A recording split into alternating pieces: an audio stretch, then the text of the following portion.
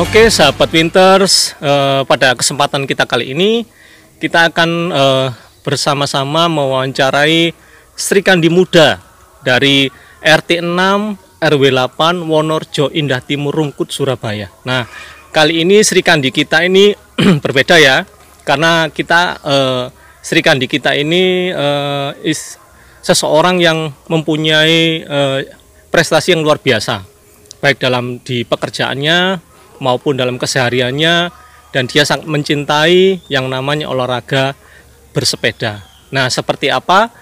Ikuti wawancara saya dengan Sri Kandi Muda ini. Selamat sore. Sore. Bisa dijelaskan nama lengkap Anda siapa? Oh, saya Nani Rahayu. Nani Rahayu. Biasa dipanggil Noni di rumah. Noni ya. Oke. Iya. Kalau gitu saya manggil Noni aja ya, biar lebih akrab. Nah, gini Non. Iya. Ketika saya melihat Anda bersepeda ya luar biasa.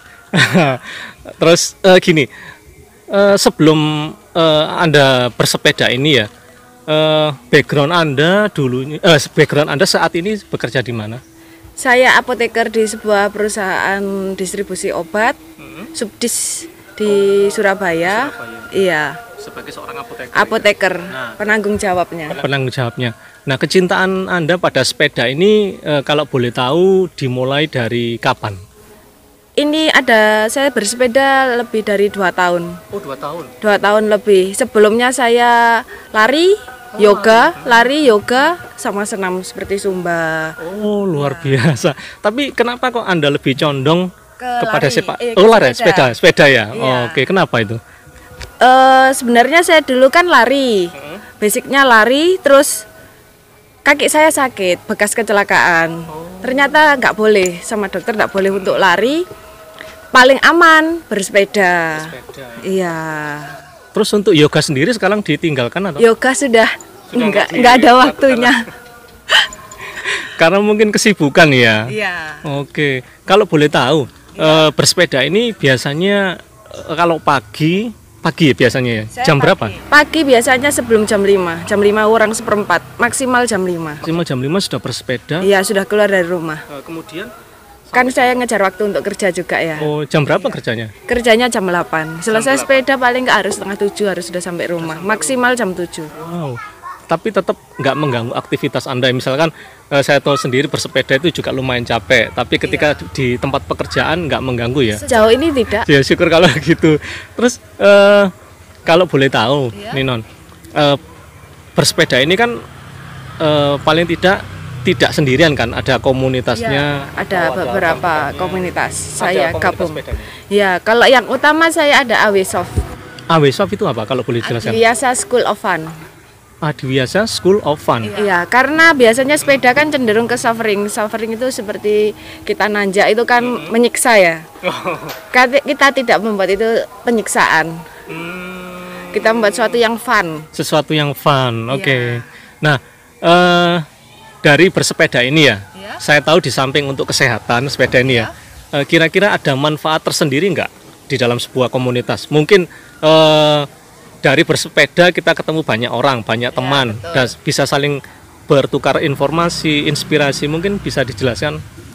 Bersepeda ini ya bukannya saya sombong ya, saya sudah keliling kemana aja, mulai dari seluruh Jawa Timur sudah saya kelilingi, terus sampai Jawa Tengah beberapa juga hampir 3/4-nya sudah saya coba semua. Bali juga keliling juga sudah, keliling Bali juga sudah. Di situ saya banyak teman.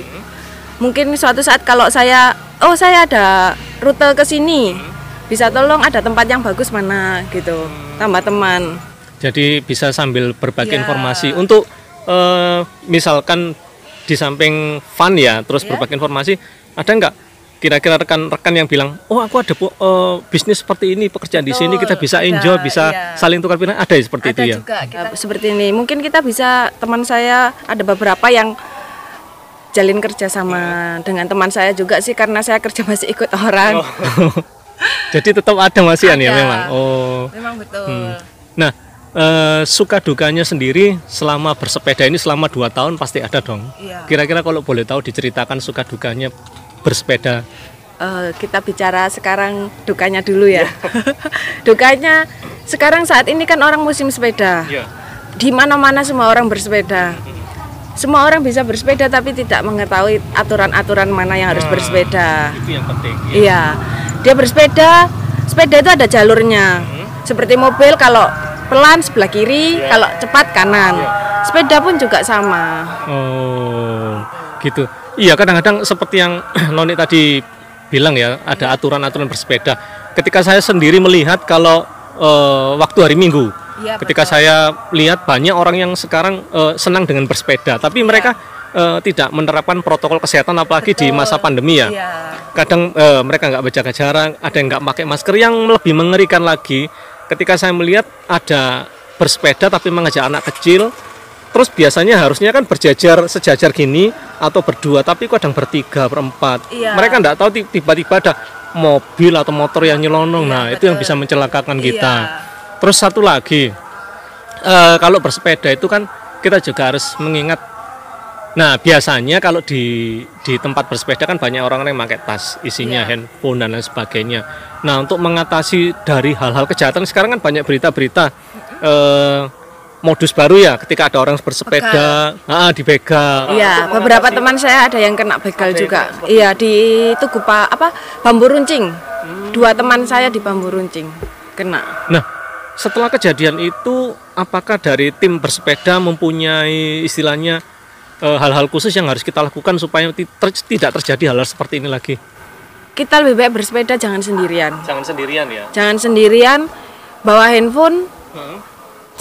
Kantongnya nih harus yang handphonenya masuk semua, jangan sampai handphonenya keluar sedikit-sedikit, itu menimbulkan orang niat buruk. Iya, bawa barang seperlunya saja. Paling tidak jangan mencolok. Paling tidak harus kita punya komunitas bergerombol, intinya jangan sendirian ya, jangan sendirian. Nah, oke. Kalau ini di meja ini pemirsa sahabat Winters tahu begitu banyak medali-medali yang ada di meja ini. Ini bukan sembarang medali, tapi medali ini diraih dengan susah payah, juga dengan keringat. Nah, medali-medali ini saya tadi lihat luar biasa ya, dari prestasi-prestasi yang pernah diraih oleh Noni ya. Nah, dari sekian banyak medali, kira-kira ada medali yang istilahnya berkesan di hati.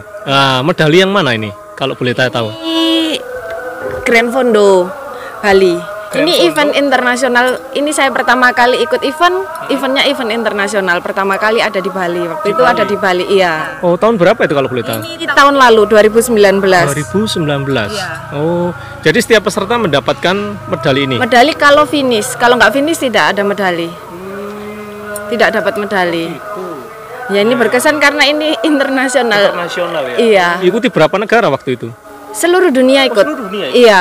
Kan Grand Fondo ini, GFNY ini ada di Bali, kadang ada di Lombok, Thailand, Filipina, New York, di mana-mana pokoknya. Ya, ini kebetulan waktu itu dia ada eventnya di Bali. Di Bali. Iya. Kalau selain ini ada lagi yang ini Pruret ini eventnya waktu itu saya ada di naik Tanjakan Panggang. Tanjakan Panggang itu Gunung Kidul Jogja. Sampai sejauh itu. Iya, tanjakan ini kenapa berkesan, waktu itu RD saya patah. Setelah finish Queen of Mountain, setelah finish, waktu ada turunan tiba-tiba patah. Patah otomatis kan nggak bisa ikut lanjut.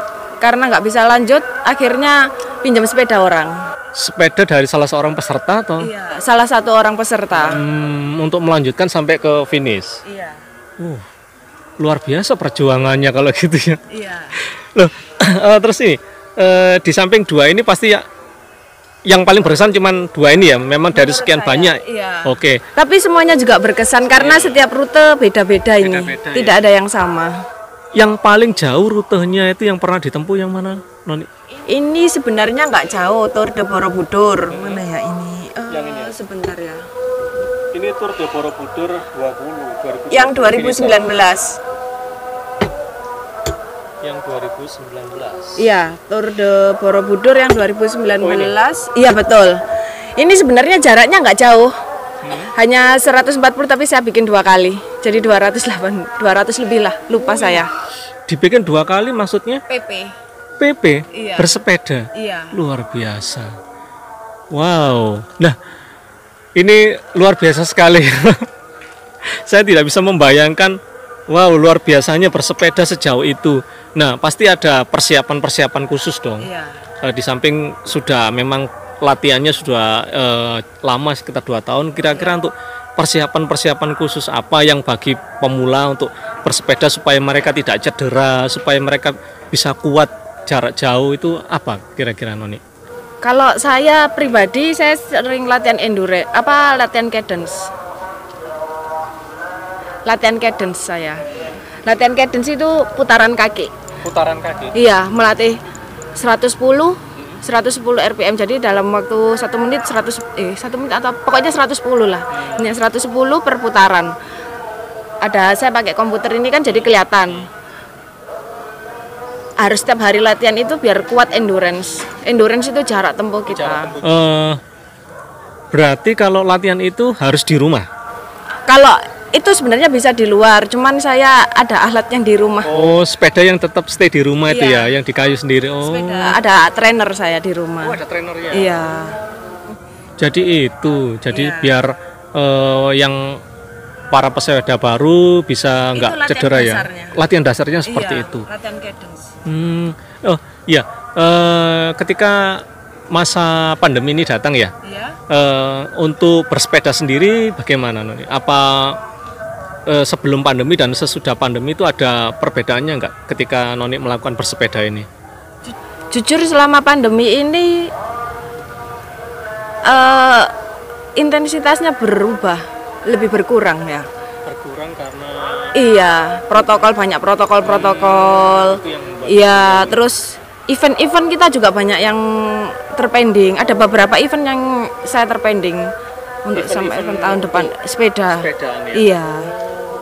Tapi mungkin kalau setelah pandemi ini berakhir itu semua jalan dengan lancar seperti sedia kala ya. Luar biasa ini saya melihat. Oke, terus gini, Noni sendiri tahu kan di masa pandemi seperti ini kan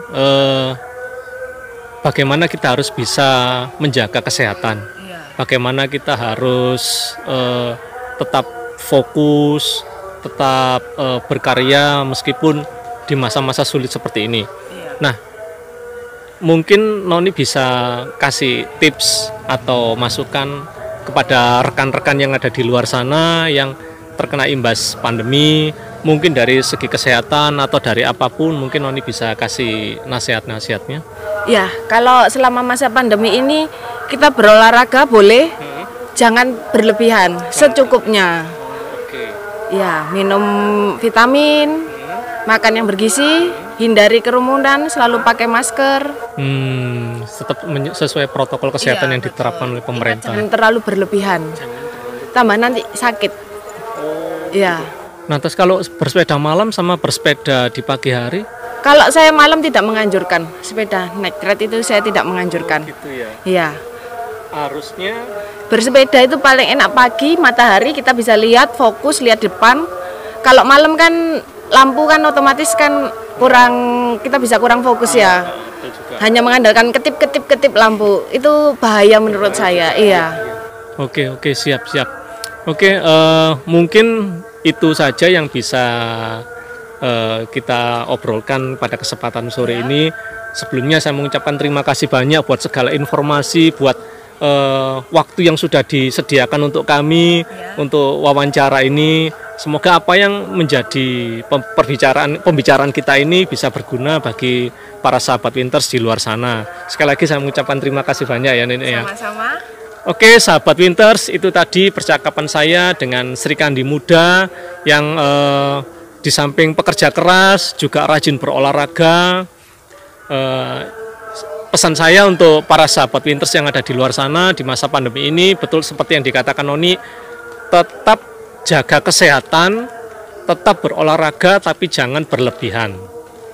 Oke, karena jika kita tidak bisa menjaga tubuh kita sendiri, maka ketika kita sakit, kita juga tidak akan bisa fokus, kita juga tidak akan bisa berkarya dan menghasilkan yang lebih lagi. Ya. Kita cari sehat ya. Nah, karena sehat itu mahal. Bener. Oke, sahabat Vinters, kita akhiri percakapan saya kali ini. Terima kasih banyak. Jangan lupa untuk selalu mengikuti YouTube channel di Winteam 06. Tetap like, komen, dan subscribe. Oke, salam Winters.